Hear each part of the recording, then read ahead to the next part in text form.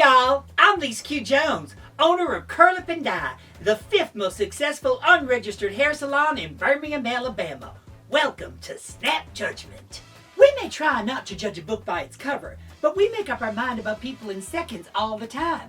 For instance, you go on a blind date, and the second he says he's going to take you to someplace fancy like the Red Lobster, you just know he's going to expect anal. Snap judgment. Or you see a man in line at the DMV, and he has that To Catch a Predator look, and you think, I bet he drives for Uber.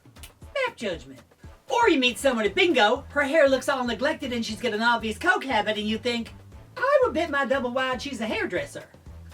Snap judgment. This week's episode of RuPaul's Drag Race began with the clip of the girls in the workroom after last week's runway. Monet Exchange thought she should have been on top. Top? We all know she's a bottom. If you believe she's a top, then my day drinking doesn't affect my job. Which it doesn't.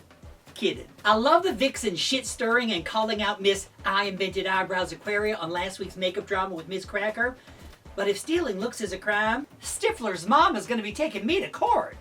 During the mini challenge, they had to do country line dancing in a hoedown. Hey girl, hey. Now my girl Eureka, I expected her to do well, as she said she's more country than a motherfucking biscuit. Honey, she's so country, she's more inbred than a sandwich. And I should know, because my family tree goes straight up and down. Were you as surprised as I was by how feminine Cameron Michaels looked during the mini challenge? But the prepubescent choir boy Blair Sinclair looked kind of rough. Snap judgment. As always, Asia O'Hara looked adorable, kind of like a broke-back orphan Annie. And the shit-stirring dance assassin, the Vixen, won the challenge, but my favorite bit was Miss Yuha Hamasaki trying to milk her titties. Back home, we call that country cappuccino. And thank God Miss Eureka didn't try to milk her titties, because half them bitches would have drowned. Snap judgment! For the Maxi Challenge, they were split into 2 teams and had to perform a lip-syncing rusical on my favorite topic, prescription medication. And for some odd reason, Eureka was chosen last. Wonder why? By the way, what is going on with Aquaria's neck and voice during the boy interviews? She sounds like Max doing an impersonation of Trixie doing an impersonation of RuPaul. The key to slaying this challenge is keeping your lip sync straight, your choreography gay, and your characterization bisexual. Alyssa Tongue-Popping Edwards was a surprise choreographer. Now normally I love Miss Alyssa's hair because it's usually jack for Jesus.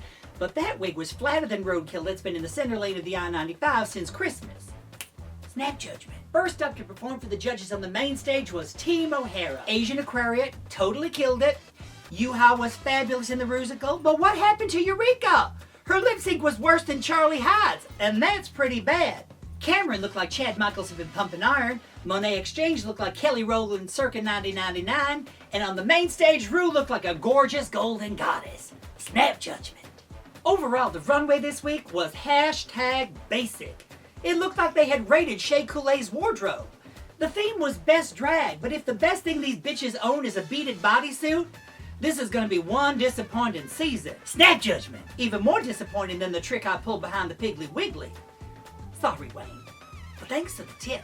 For me, one of the standouts was Miss Cracker, looking all Barbarella Couture, but her hair was kind of flat. But in a good way, you know, because it's a cracker.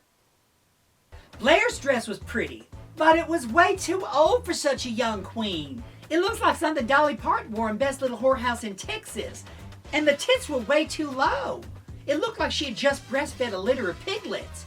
How ironic that her tits have dropped before her balls.